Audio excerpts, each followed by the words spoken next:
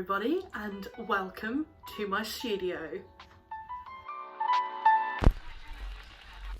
I love you.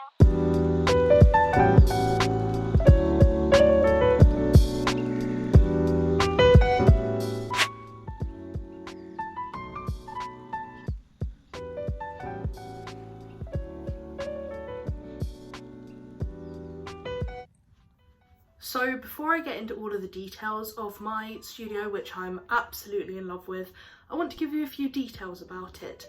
I live in student accommodation, so everybody in this building is a student. I live at the Valentine student accommodation in Gants Hill, which is at the east end of the Central Line. If you're familiar with the tube system, you'll know whereabouts that is.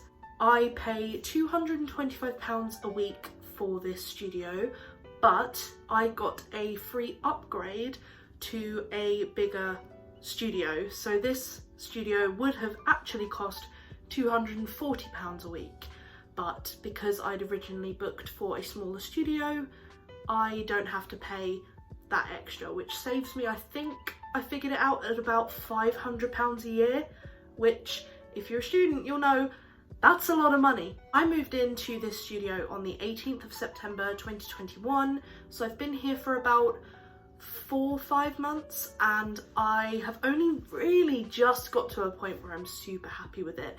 I've loved it throughout, but through various trips to different stores and filling it out a bit, I finally feel like this place is what I envisioned it to be. So every single studio in my accommodation comes with a kitchenette, bathroom and a living area, which includes a desk, wardrobe, underbed storage, and then my kitchenette, I have 2 hobs, I have a oven microwave combination thing, and 2 big cupboards for food storage. I also have 2 cupboards and a little side table where I put my kitchen appliances, but it could be used for eating.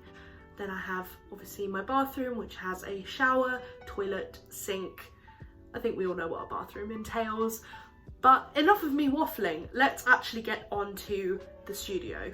So when you enter the studio, this is what you see. So this is the structure of my studio. Some of the studios in this accommodation are flipped, so their bed will be this way and their bathroom will be this way, depending on where you are in the building.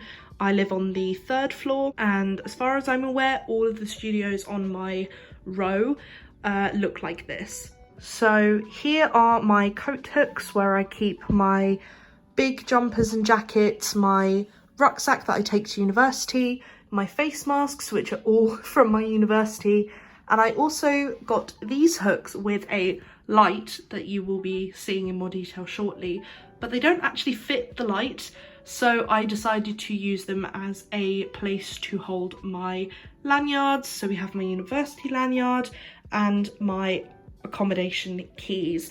We have 1 key card for actually entering the rooms and the facilities, and the actual key is for our post boxes downstairs.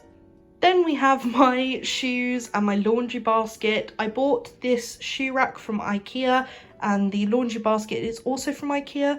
They were both £3, and if you're at university, obviously you're going to need a laundry basket. I love this one. It's so much bigger than I thought it would be. I did have a different laundry basket when I originally moved in, and you could barely get anything in it, which is why I upgraded to a slightly bigger one, because I only really have time to do my washing once a week. So having a laundry basket that filled up every 3 days was not great. And also would definitely recommend a shoe rack, because people have a lot of shoes for lots of different reasons. I have my everyday shoes, my gym shoes, my Vans, my formal shoes and my sliders, and also my slippers are usually there, but they're currently on my feet. And yeah, definitely recommend a shoe rack, because storage in university accommodations, as much as it's great that they do give some storage, it's not always enough. So would definitely recommend a shoe rack. Then we have the mirror. Hello.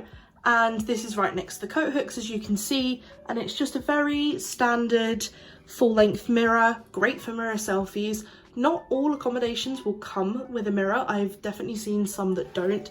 So if you are moving into an accommodation maybe next year that doesn't have a mirror, I would definitely recommend getting an over-the-door mirror, especially if you've got an ensuite, because then you can hang it on the door here. So yeah, you need a mirror, because as much as you think might not need one, you will need one. Take it from me.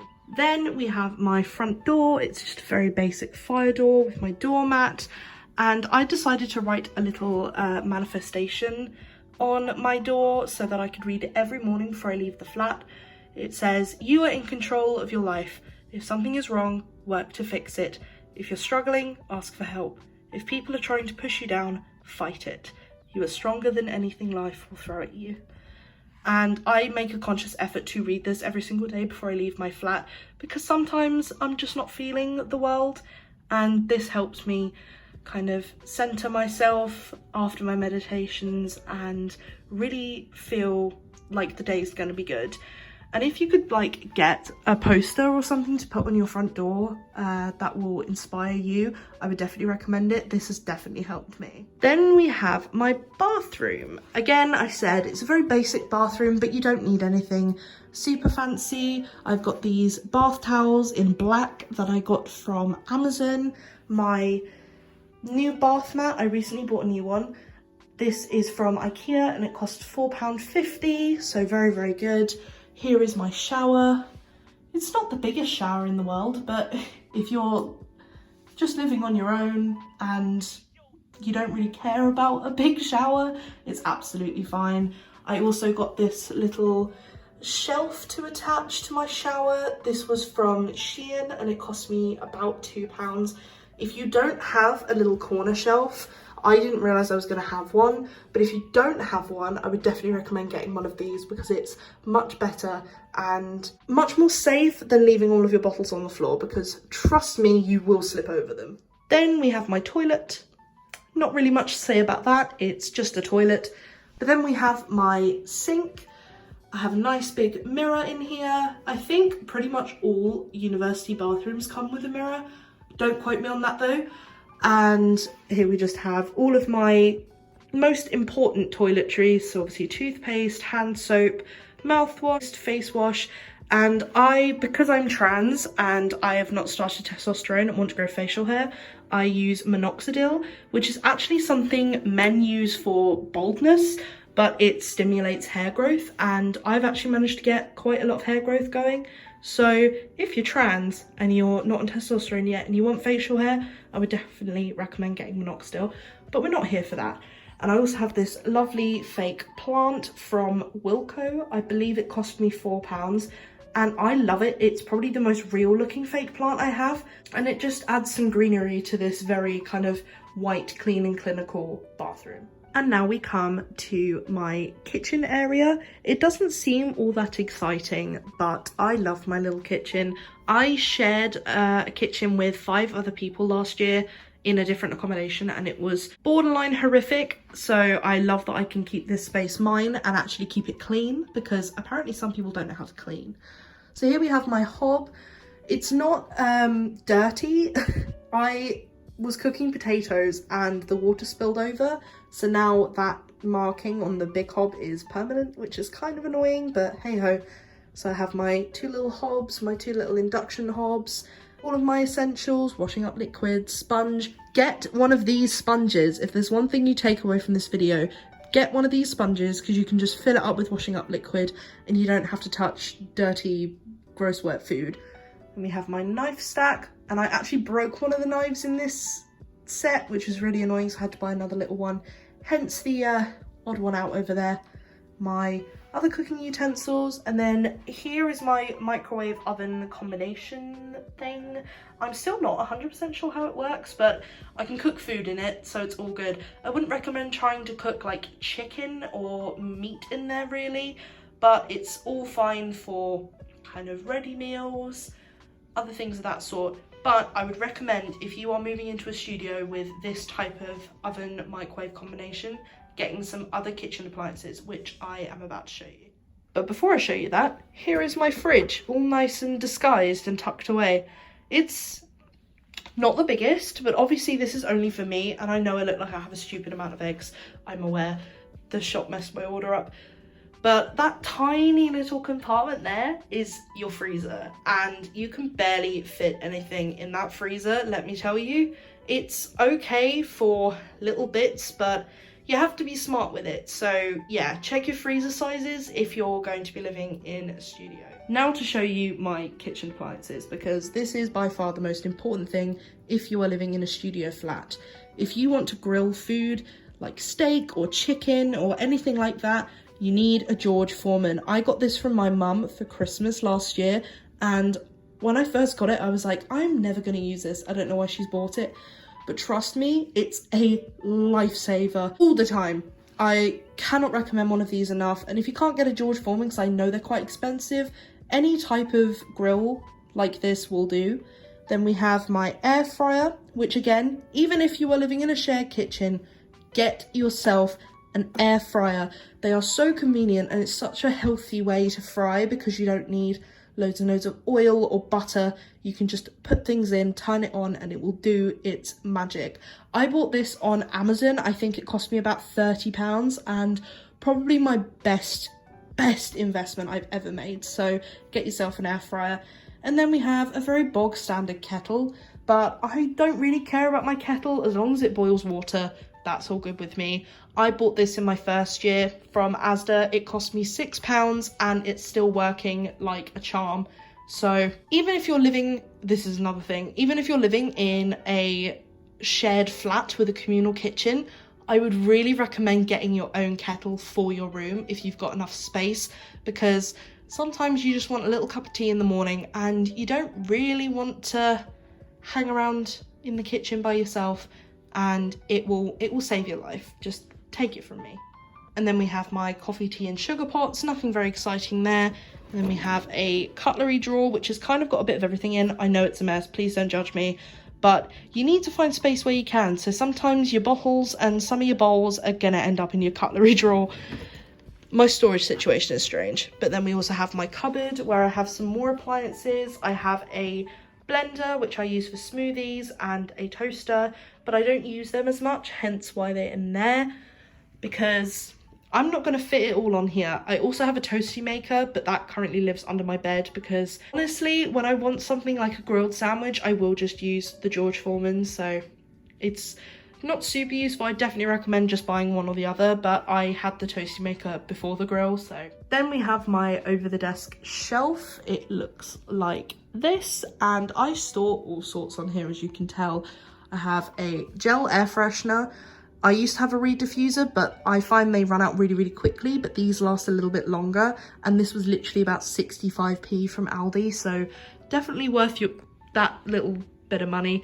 Then we have my speaker, which I love because it weirdly fits in with my colour scheme, which is fairly neutral. Then we have all of my pin badges. I've been collecting pin badges for a few years. I used to have way more, but some of them have broken.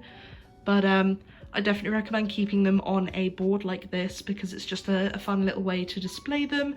Then we have all of my books that I read for fun, because sometimes I do get the opportunity to read for fun. Most of these books are by Becky Albertalli, who is a good friend of mine. Then we have some Alice Oseman books and some Casey McQuiston. Every single book on here is a recommendation. Enough said. Read all of these books. And I am actually a character in this one. Becky Albertalli wrote a character called Skylar, who is friends with Simon. If you know Becky Albertalli's books, you'll understand that. And yes, Skylar's based on me, which is pretty cool. Then we have my money box, which is annoyingly Harry Potter themed. I just haven't had the time or the spare money to get a new money box, but I will eventually. And then we have all of my textbooks for university. I did not buy the entire reading list, and don't let anyone kid you into thinking you do need to get your whole reading list. That is a lie. Most of them you can find online, but the ones I couldn't, I bought. And I also bought earlier editions. If you're doing something like psychology, science, I can't really speak for the rest, then definitely just buy older editions, because all the content is essentially the same other than maybe like one sentence, because apparently that's enough to publish a new edition. So yeah, get your old editions. All of these textbooks cost me £25, so shop smart, please. And then we have my folders that I recently bought from Muji. They currently have nothing in because I'm going to the library tomorrow to print off my notes. And then we just have toiletries and this fake plant. I actually really like this. I thought it looked a bit weird at first, but I really like it. It's from IKEA. I think the plant itself cost me £5, and then the pot was actually from an old fake plant I had, but it looked really fake, like really obviously fake, so I got rid of it and used the pot for this plant. And here we have arguably my favourite bit of my room, maybe, it's my desk. I've recently gone to IKEA and bought a bunch of desk organisation because before this, literally before yesterday, this whole place was a mess. So my desk shelf and my letter trays are from IKEA. The desk table shelf thing, I don't really know, cost me £4 and the letter trays cost me £9, and I am obsessed with them. I just love how clean and monochromatic they are, because I try and keep everything as monochromatic as I can.